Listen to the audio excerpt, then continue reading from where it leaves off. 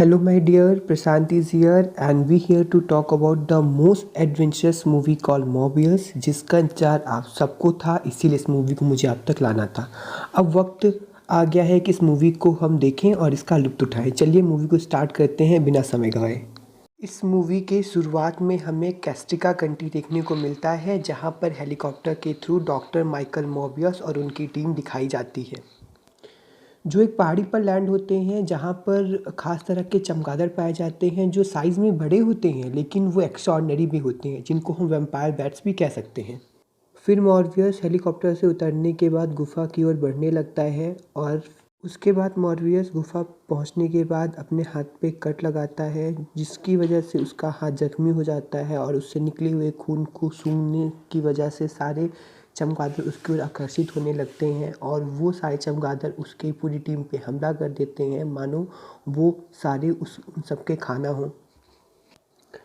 यही कहानी कट होकर 25 साल पीछे जाती है, जहाँ पे हमें एक बच्चा मॉर्बियस दिखाई देता है, जो हैंडीकैप तो होता है लेकिन उसका दिमाग बाकियों से काफ़ी तेज़ होता है। यहाँ पर एक खुलासा होता है कि मॉर्बियस को एक रेयर ब्लड डिसीज़ है, इसीलिए वो हॉस्पिटल में रहता है। अब डॉक्टर ने भी ये बात कह दी है कि अब इसके पास ज़्यादा समय नहीं है। जिस हॉस्पिटल में मॉर्बियस था, उसी में एक दूसरे बच्चे की एंट्री होती है, जिसका नाम लूसियस था। बाद में मॉर्बियस ही उसे माइलो नाम देता है। दोनों में बहुत दोस्ती थी, पर दोनों एक जैसे बीमारी के शिकार थे, जैसे रेयर ब्लड डिसीज़ और चलने फिरने में दिक्कत। पर इन सब परेशानी के बावजूद भी इस हॉस्पिटल में दोनों का ध्यान रखने के लिए डॉक्टर अमर निकोलस थे, जो उन्हें हर वक्त गाइड किया करते थे और उनका ध्यान रखते थे। हैंडीकैप होने के बाद भी मॉर्बियस बहुत स्मार्ट था, इसीलिए उसे पढ़ने के लिए यूएसए भेजा जाता है। यूएसए में कई साल पढ़ने के बाद वो एक होनहार डॉक्टर बन जाता है, और साथ में वो सिंथेटिक ब्लड का भी आविष्कार करता है, जिससे कई सारी बीमारियां ठीक की जाती हैं। इसी सिंथेटिक ब्लड के इन्वेंशन के कारण उसे नोबेल प्राइज़ के लिए इनवाइट किया जाता है, लेकिन वो सामान को लेने से मना कर देता है। इस सीन पे हमें अमेरिका के न्यूयॉर्क शहर को दिखाया जाता है, जहाँ पे मॉर्बियस का लैब था। उनके लैब का नाम होराइज़न था, और वो वहाँ पे अपने कलीग के साथ काम किया करते थे। मॉर्बियस और उनकी कलीग्स मार्टिन एक दूसरे को बहुत पसंद किया करते थे, इसीलिए मॉर्बियस की कलीग उनके रेयर ब्लड डिसीज़ को ठीक करने के लिए उनकी मदद कर रही थी। आज फाइनली काफ़ी सालों की मेहनत के बाद उसे एक धवालास्टिक आइडिया मिल गया है, जिसके थ्रू वो एक वैम्पायर बैट्स के डीएनए को खुद के डीएनए से मिला देता है, जिसकी मदद से वो एक सीरम तैयार करता है। और उसको पूरा विश्वास था कि यह सीरम उसके फिजिकल डिसेबिलिटीज़ को पूरी तरह ख़त्म कर देगा। इस डीएनए के एक्सपेरिमेंट ख़त्म होने के बाद मॉर्बियस माइलो के साथ यह खुशखबरी बांटने के लिए उससे मिलने के लिए जाता है। यहाँ पर सीन कट होके माइलो के घर पे पहुँचती है, जहाँ पे मॉर्बियस माइलो से मिलने आता है। इस सीन से हमें यह पता चलता है कि माइलो बहुत अमीर है, और आज तक के सारे एक्सपेरिमेंट की फंडिंग मॉर्बियस को माइलो से ही मिली है। मॉर्बियस माइलो को बताता है कि उसने एक ऐसा सीरम तैयार किया है जो उसके फिजिकल डिसेबिलिटीज़ को भी ख़त्म कर देगा। मॉर्बियस माइलो से फंडिंग की बात करता है, और उसे वो बताता है कि एक्सपेरिमेंट ख़तरनाक हो सकता है, इसीलिए वो उसे कहीं दूर जाके परफॉर्म करेगा। सीन शिफ्ट होती है एक इंटरनेशनल बॉर्डर पर, जहाँ पर मॉर्बियस और उसकी कलीग कुछ किराए के गुंडे सहित शिप पर जाते हैं का है, जहाँ पर मॉर्बियस को खुद के ऊपर एक्सपेरिमेंट करना है। अब मार्टिन उस सीरम को मॉर्बियस के बॉडी में इंजेक्ट करती है, लेकिन यहाँ पे उसका उल्टा असर दिखने को मिलता है। मॉर्बियस एक वैम्पायर में बदलने लगता है। जो सोचा था उसका उल्टा हो गया है, और मॉर्बियस अब एक ब्लडी वैम्पायर में बदल जाता है, और सब कुछ उलट पुलट हो जाता है। के यूज़ के बाद मानो उसकी बॉडी में कई बदलाव होने लगते हैं, और वो एक ब्लडी वैम्पायर में ट्रांसफॉर्म हो जाता है। इस समय उसे खुद की बॉडी पे कंट्रोल नहीं होता, उसकी शक्तियाँ 1000 गुना बढ़ चुकी होती हैं। मॉर्बियस को अपनी बॉडी पे कंट्रोल ना होने के कारण वो सभी लोगों को बहुत बुरी तरह से मारकर उनका सारा खून पी जाता है। मार्टिन ही जिंदा बचती हैं, क्योंकि इस हाथापाई में सिर्फ वो बेहोश हो जाती है। मॉर्बियस को होश आता है, तब वो देखता है कि वो एक हैंडसम हंगमैन में ट्रांसफॉर्म हो चुका है, और उसके गुंडे चारों ओर मरे पड़े हुए हैं। ये सब देख के वो बहुत घबरा जाता है। जब वो सीसीटीवी की फुटेज को देखता है, तो वो खुद को पाता है, कहीं वो पकड़ा ना जाए, इसीलिए वो सारी फुटेज को डिलीट करके वहाँ से रफू चक्कर हो जाता है। एक्सपेरिमेंट खत्म होने के बाद मॉर्बियस को ये पता चलता है कि उसे जिंदा रहने के लिए ह्यूमन ब्लड को कंज्यूम करते रहना पड़ेगा, नहीं तो वो मारा जाएगा। लेकिन मॉर्बियस दिल का बहुत अच्छा होता है, इसीलिए वो ह्यूमन ब्लड को छोड़कर अपना बनाया हुआ सिंथेटिक ब्लड का यूज़ करने लगता है। माइलो अभी भी सेफ नहीं है, क्योंकि सिंथेटिक ब्लड के रेगुलर यूज़ से हमें पता करता है कि यह ब्लड सिर्फ उसे 6 घंटे की मोहलत देता है और बार बार यूज़ करने से इसका लिमिट कम होने लगता है। धीरे धीरे उसे अपनी पावर और स्ट्रेंथ समझ में आने लगती है।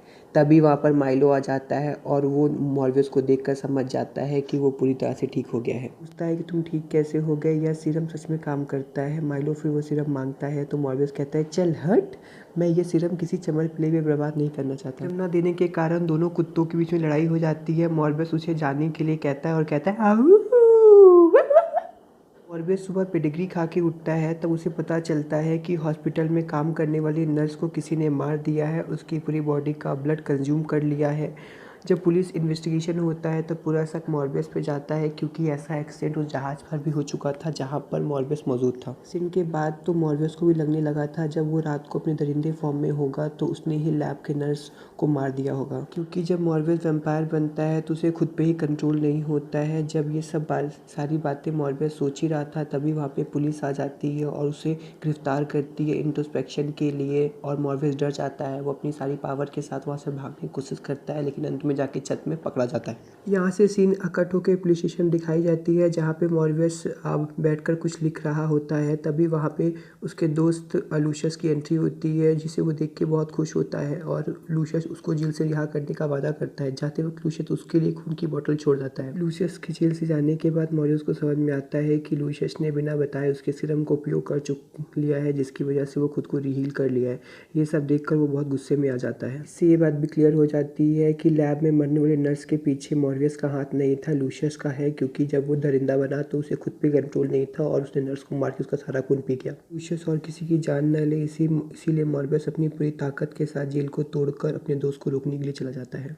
तो जब मॉर्बियस लूशियस से मिलता है तो उसे समझाने की पूरी कोशिश करता है। वो उसको बताता है कि तुम दरिंदे बन चुके हो, जो लोगों का खून पीता है वो तुम्हारी मदद कर सकता है, लेकिन लूशियस उसकी एक बात भी नहीं मानता और जो भी उसके सामने आता वो सबको मारता जा रहा था। लूशियस मॉर्बियस को बहकाने के लिए कहता है कि हम तो अलग हैं, हमारे जैसा दुनिया में कोई नहीं है, हम जो चाहे वो कर सकते हैं, लेकिन मॉर्बियस उसका साथ देने से मना कर देता है। लूशियस चाहता था कि उसके साथ मिल जाए, लेकिन जब उसे यह पता चलता है कि उसकी की गई कोशिश किसी काम की नहीं है तो वो इस कोशिश में लग जाता है कि पुलिस के हाथों पकड़ा जाए या मेरे हाथों मार दिया जाए। मॉर्बियस को सब कुछ छोड़ छाड़ के भागना पड़ा क्योंकि लूशियस उस पर भारी पड़ रहा था। मॉर्बियस लूशियस को मारने के लिए एक एंटीडोट बनाता है जो उस सीरम के असर को बेअसर कर देगा और दूसरी तरफ लूशियस और भी खतरनाक और पावरफुल बन गया था क्योंकि वो कंटिन्यूसली ह्यूमन ब्लड कंज्यूम कर रहा था और पी कर खुद को ताकतवर बना रहा था। लोगों को मारने की भूख उसकी यहाँ भी ख़त्म नहीं होती, इसीलिए वो मिलने आए वाले उसके डॉक्टर को भी जान से मार देता है और साथ ही मार्टिन को भी घायल कर देता है। घायल डॉक्टर को देखकर मॉर्बियस बहुत दुखी होता है। तभी उसको सेंस होता है कि मार्टिन वहाँ से गायब है। मार्टिन की पुकार सुनकर वो उसको बचाने के लिए जाता है तो वो अधमरी सी पड़ी होती है। मॉर्बियस भी बहुत कमज़ोर हो गया था। इसके पीछे सिंपल सा फंडा है क्योंकि मॉर्बियस सिंथेटिक ब्लड को कंज्यूम करता था जबकि लूशियस ह्यूमन ब्लड को कंज्यूम कर करके खुद को और ताकतवर बना रहा था। मार्टिन मॉर्बियस से कहती है, लूशियस को जिंदा मत छोड़ना, तुम्हें इसे हराने के लिए ह्यूमन ब्लड की जरूरत होगी, तुम मेरा ब्लड कंज्यूम कर सकते हो। ना चाहते हुए भी मॉर्बियस को मार्टिन का ब्लड कंज्यूम करना पड़ता है। तभी इन दोनों में आइकॉनिक लेवल की लड़ाई शुरू हो जाती है। लूशियस की ताकत और स्ट्रेंथ मॉर्बियस से कहीं तगड़ी थी, इसीलिए वहाँ पे मॉर्बियस पर वो भारी पड़ रहा था और उसे काफ़ी चोटें भी पहुँचा रहा था। इसी आइकॉनिक लेवल की लड़ाई के बीच मॉर्बियस को अपनी एक और स्ट्रेंथ के बारे में पता चलता है। वो होती है सुपरसोनिक वेव के थ्रू वो बैट से बात कर सकता है और उन्हें कंट्रोल कर सकता है और उनसे जो चाहे वो करवा सकता है। उन्हीं कंट्रोल बैट के थ्रू मॉर्बियस लूशियस पे एक दमदार अटैक करता है और लूशियस कहीं दूर जाके गिरता है। मॉर्बियस जल्दी से आकर उसका बनाया हुआ एंटीडोट उसके सीने में इंजेक्ट कर देता है। इंजेक्ट करते ही लूशियस की मौत हो जाती है और मॉर्बियस कहीं उड़ के दूर चल जाता है। सीन कट होकर हमें सेकंड सीन में मार्टिन दिखाई देती है जो खुद को रिहील कर चुकी है। वो भी मॉर्बियस की तरह एक वैम्पायर बन चुकी है। मॉर्बियस को ये बात पता नहीं होती है, इसीलिए वो इस शहर से दूर जा रहा है।